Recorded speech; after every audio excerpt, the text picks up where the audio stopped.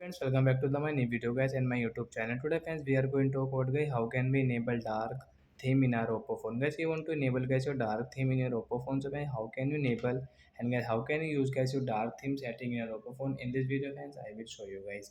So before starting video friends, first of all go and subscribe the channel guys, click the bell icon and like my video.